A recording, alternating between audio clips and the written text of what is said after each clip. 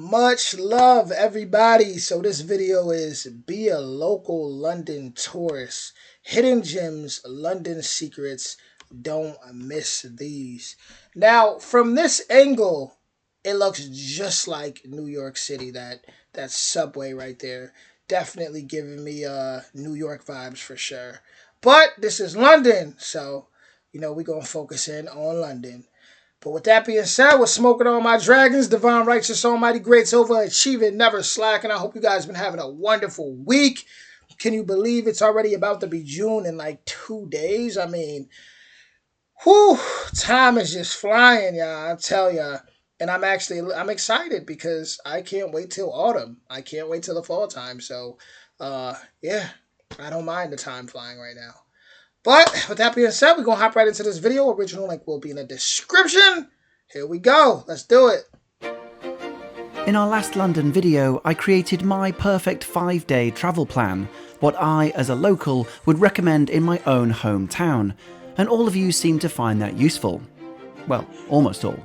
But your overall enthusiasm for that vlog has sparked this mini sequel. So in this video, I'll be going over some of my other favourite lesser known hotspots around London.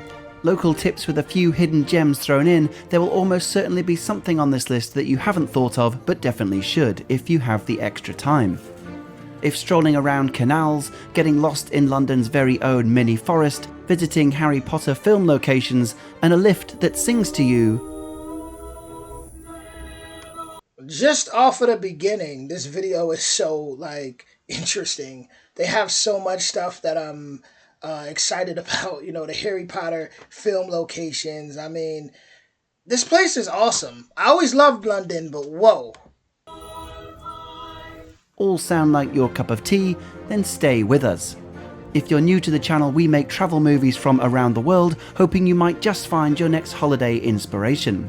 This is Suitcase Monkey, going even deeper into my hometown of London.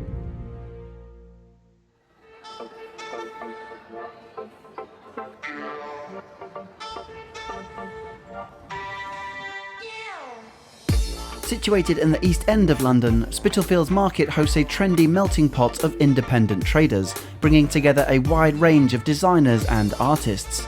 If you're looking for a souvenir a little more unique than this, then Spitalfields is a good place to start, with handcrafted pieces, homewares and original artworks, along with a mixture of contemporary and vintage clothing. Starting life in an empty field 800 years ago, the market has always kept up with the times, with a recent regeneration creating what you see here today. Once you've finished market hopping, Spitalfields also boasts an impressive selection of tasty grub. Although Borough Market is my favourite London market, which I covered in my previous video, Spitalfields is a close second. It branches beyond food with a younger, more dynamic vibe. And if you know me well by now, you know that I am indeed down with the kids. As with most of the things in this video, I've linked more details about Spitalfields Market in the description below, along with our own social media links so you can follow us as we discover London and the rest of the world live as it happens. Next is an area I avoided for years but have recently come around on. Naming an area as Little Venice is a very quick way to make me don my skeptical British hat and dismiss this marketing naming as nonsense. And while you should very much understand that Little Venice should in truth be called not really Venice in any way, but there is a nice canal so please visit us, it does actually offer a peaceful oasis. Starting near Warwick Avenue tube station, you have the choice of a shorter stroll towards Paddington Station or a longer, roughly 2-mile canal meander towards Camden Lock. Again, I have linked to a website below with a full map of the walk. Walking past residential homes, cafes, bars, wildlife and more, you'll also have the option to ride some of the canal boats if you prefer an even more leisurely approach. It might not be Venice, but it certainly won't feel like London. Beautiful. I've never seen these sides of London, so this is very, very amazing for me.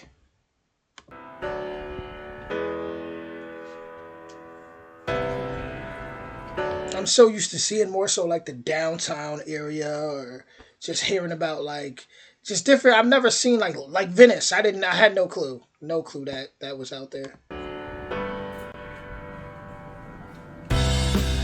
One of the first touristy things I did in London 15 years ago was a tour guided walk. Whilst the typical sightseeing buses are a good way to cover lots of ground quickly, London will always be best discovered on foot. There are numerous tour guided walks You could tell it's so beautiful during Christmas. You could just see it. throughout the city, some which are free and you can Google for yourself, but the company I've used and always have enjoyed is London Walks. Over the years I have been on ghost walks, Jack the Ripper walks, historical walks, and as filmed here, a Harry Potter film locations walk. Starting in the city, our guide talked us through the areas thought to have inspired J.K. Rowling's magical world. From there, we quickly went on to the original Diagon Alley and the entrance to the Leaky Cauldron. And as a quick aside, if you are in the City of London, then Leadenhall Market is a great thing to see in itself, boy wizard or no boy wizard. Built by Horace Jones, his next project after this was Tower Bridge, so he was onto something of a roll here. Now, I'm not specifically putting this Harry Potter walk on my list here, but instead pointing out that London really comes alive when told through the words of a guide right in front of you. London walks have so many varied tours happening each day, there will probably be something that fits your location and interest. Even on this Harry Potter walk, there was lots of extra London history included, and it helps you notice all the little details that goes into making a 2,000-year-old city. On my last London video, I glanced over the South Bank without much detail, so here I want to highlight something which is a bit of a hidden gem in the list of rooftop bars. Rooftop bars in London sound like a great idea, but are often overcrowded and expensive, requiring advance booking or a long queue before you can even start to enjoy them. Enter the South Bank Centre and Royal Festival Hall. This music hall opened in 1951 for the nationwide Festival of Britain. A particular highlight along the way is to take a ride in the singing lift, going from a deep voice on the basement level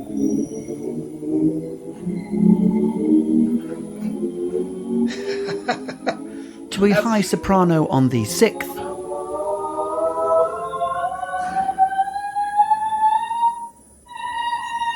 That is fire. That is fire. Wow, I like that. Sometimes I find myself having just one more go, like a mad child on Space Mountain. This lift also has more Twitter followers than me, which is something I'm certainly not bitter about. But it's on the 5th floor that you will find the unheard of happening in London. A bar, a balcony, and a view with plenty of space for which to enjoy it. And just behind the festival hall, away from the River Thames and therefore very easy to miss, is an occasional food market. If you are in the area and don't want to eat at a chain restaurant, it's worth checking if it's open for a quick tasty bite. Next is King's Road in Chelsea, a long stretch with a mix of fashionable boutiques, designer shops and high street staples, along with a range of eateries. The name King's Road comes from King Charles II, who used this as his own private road to travel to Kew. Fast forward to the swinging 60s, it then became synonymous with mod culture and miniskirts, and then later with hippies and punk.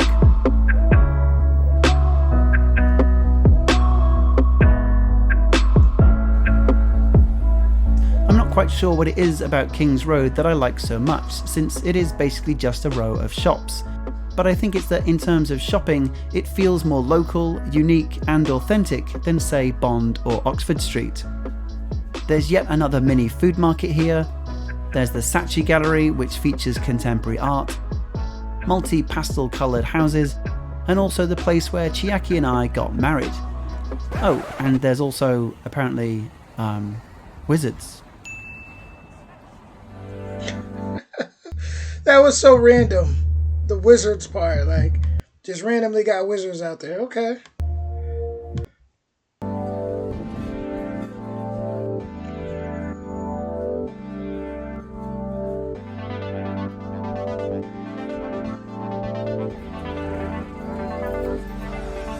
Hampstead Heath is so lovely, I'm actually thinking of doing a standalone video just on this one area. Upon exiting Hampstead Tube Station, you're immediately welcomed with this quaint English neighbourhood vibe. Wandering around its numerous streets, passageways, side streets, alleys, and other things that all mean the same, you can spend a good hour or two just meandering and taking it all in.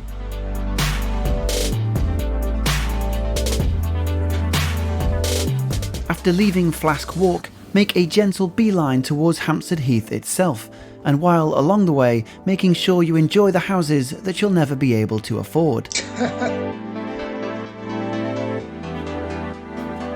Never say never.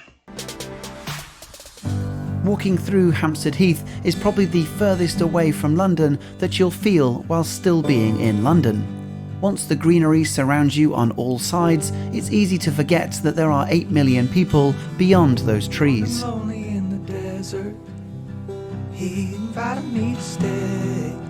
A trip to Hampstead is not complete without reaching the summit from Parliament Hill, offering the best wide-angle view of the city. And if you're feeling spontaneous, and especially if the weather is good, then why not end your visit with a spot of swimming in a Hampstead Heath bathing pond? In my previous London video, I suggested the Natural History Museum as my favourite museum to visit. If you still want more, however, then the British Museum is a great choice. Opened to the public in 1759, it is the first national public museum in the world. Entry was always free and given to all studious and curious persons. Nowadays, it's just open to all persons. It probably helps keep attendance. Once inside, and before you see anything old, you will see something relatively new. Opened in the year 2000, the Great Court is the largest covered public square in Europe and is a sight in itself. Beyond this, the museum houses an unrivaled collection of relics from all over the world, with the actual Rosetta Stone being one of its many highlights.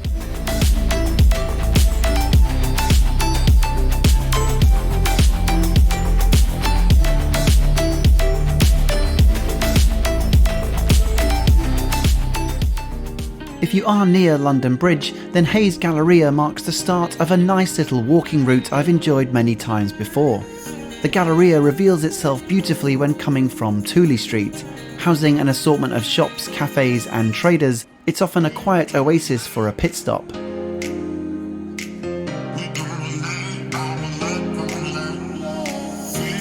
Heading out from under the roof, you'll be met with some great views of the City of London and the HMS Belfast, a Second World War battleship which acts as a floating museum.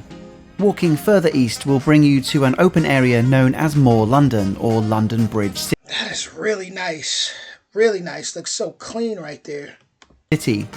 Considering this is ultimately a place for financial companies and City Hall, it's a pretty great place with a number of events happening mostly over the summer months.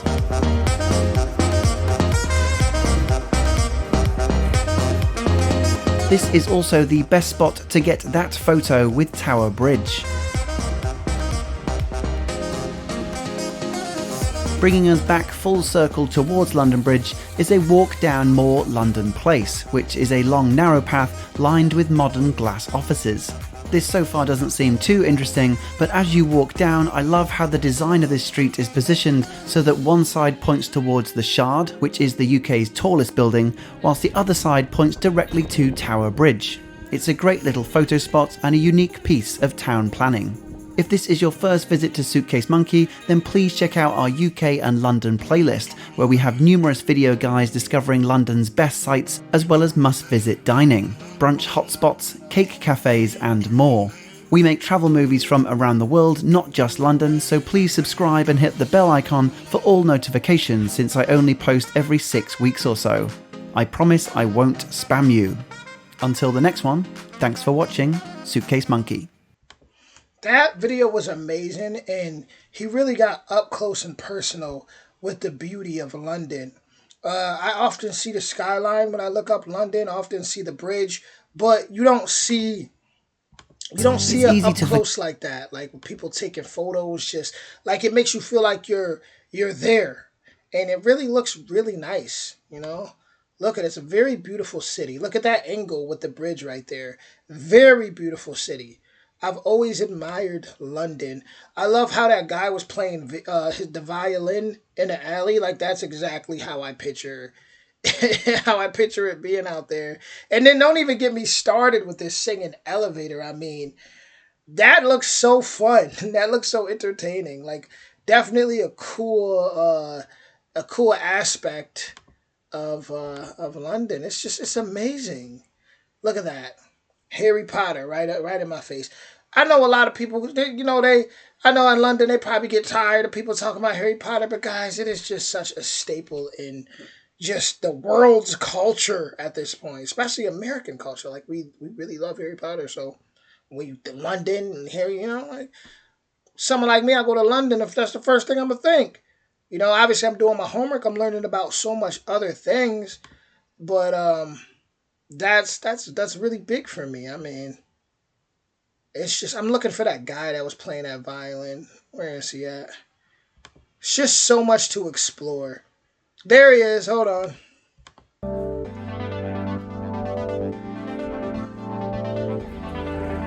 Like that right there is like that alley is exactly how I picture London.